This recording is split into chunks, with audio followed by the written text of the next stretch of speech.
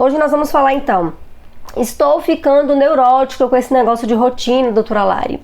Eu escuto isso muitas vezes, escuto com mães dentro do curso, dentro da assessoria, escuto muito no consultório e escuto aqui na caixinha de perguntas de vocês também. Muita gente neurótica com o negócio de fazer rotina.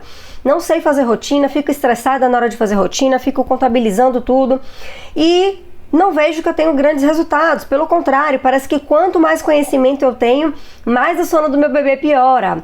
Quem nunca passou por isso aí? Quem sente mais ou menos como essas mães que eu tô comentando aqui? Comenta aí pra mim. Então, hoje eu vou falar pra vocês, a primeira coisa que eu quero falar é um conceito muito importante da psicologia, que a gente vê muito isso, tanto em livros de disciplina positiva, vocês vão ver esse conceito, como em livros de psicologia geral, mesmo infantil, que são os conceitos de neurônios espelhos, né? Quem me acompanha há mais tempo aqui talvez já tenha ouvido eu falar, quem assistiu a aula que eu fiz sobre disciplina positiva também já ouviu falar sobre neurônios espelhos. O que é isso, doutora Lari? Neurônios espelhos é uma nomenclatura dada na psicologia para falar que o bebezinho reflete nós mães. Então, os neurônios espelhos do bebezinho, eles são espelhos da gente, daquilo que a gente sente, daquilo que a gente não demonstra com palavras, não demonstra, às vezes nem a gente tem a consciência de que a gente está passando por aquela dificuldade, passando por aquela angústia, e os neurônios espelhos do bebezinho vai lá e é totalmente capaz de absorver isso. Então, se você entra numa neurose para constituir rotina, se você entra numa ansiedade muito grande para fazer o seu bebê dormir a noite inteira, há grandes chances de que você não consiga o resultado que você espera. Justamente porque os neurônios espelhos do seu bebê estão ali, conectado com você e adquirindo, absorvendo aquela angústia que você está. Tem outro conceito também da psicologia que quem fala muito sobre ele é Laura Gutman, não sei se vocês já ouviram falar, é um livro bem famoso que ela tem, chamado A Maternidade e o Encontro com a Própria Sombra. Quem conhece esse livro? Quem já leu aí? E nesse livro ela fala muito sobre o conceito das sombras, né? O nome do livro é A Maternidade e o Encontro com a Própria Sombra. Por que ela fala isso? Porque é como se o bebê refletisse a nossa sombra. Sombra é como se fosse o nosso inconsciente, né? E aí, o nosso inconsciente, ou seja, a nossa sombra é refletida no bebê. E muitas vezes o bebê chora muito. Ela dá vários exemplos no livro, por exemplo, de mães que não conseguiram amamentar, tal, e que tudo isso estava muito ligado ao emocional materno, né? A mãe não está bem com ela mesma, a mãe não ser capaz de se sentir segura com o bebê, a mãe não confiar no processo de rotina, a mãe não confiar no bebê, e isso, gente, é uma coisa inconsciente. Então, mas é importante que vocês entendam que não adianta nada você ter rotina, você ter cronograma, você ficar lá monitorando tudo, se dentro de você existe ansiedade e você passa para o seu bebê. Então, por que muitas vezes o bebê tá com a rotina toda certinha, quando a mãe tá perto de voltar a trabalhar, desanda tudo, o bebê passa a acordar mais vezes, fica mais choroso, mais angustiado. Aí a gente põe o quê? Tudo na conta de quem? Do salto de desenvolvimento, né? A gente vai lá e põe tudo na conta do salto. É o salto de desenvolvimento que tá chegando, é o sexto salto.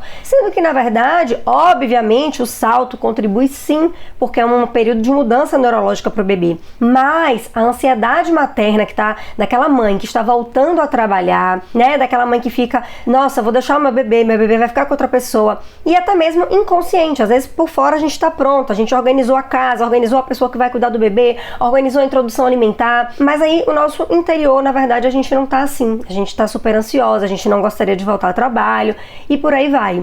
Então, os conceitos de neurônio espelhos e de sombra materna é muito importante para a gente setar as nossas expectativas quanto à rotina do bebê.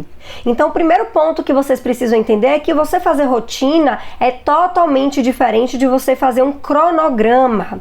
Consolidar a rotina com seu bebê não significa que você vai fazer um cronograma. Vai acordar às 6, vai dormir às 9, vai lanchar às 8, blá, blá. Não. Não é assim que a rotina do bebê funciona. E por que, doutora Lari? Porque, gente, o bebê muda muito ao longo do primeiro ano de vida. Lembra que eu já falei pra vocês. Por que o bebê muda muito? Porque a janela de sono do bebê cresce. Então, à medida que o bebê vai crescendo, ele consegue ficar mais tempo acordado. E com isso, vai mudar os horários da soneca. Então, não adianta você ficar presa ali a cronograma. Rotina significa sequência de atividades. Sequência de atividades é diferente de cronograma, ou seja, meu bebê vai acordar, eu vou fazer o ritual do bom dia, eu vou amamentar, eu vou fazer um passeio, eu vou dar o banho, vou ficar ligada na janela de sono e ele vai tirar a primeira soneca. Gente, não importa se o bebê acordou 6 ou 6h30 ou 7, se ele dormiu a primeira soneca 8 ou 8h30 ou 9, importa que é essa sequência que você vai fazer. Porque bebês não são robôs, eles não vão acordar todos os dias no mesmo horário, eles não vão dormir todos os dias no mesmo horário.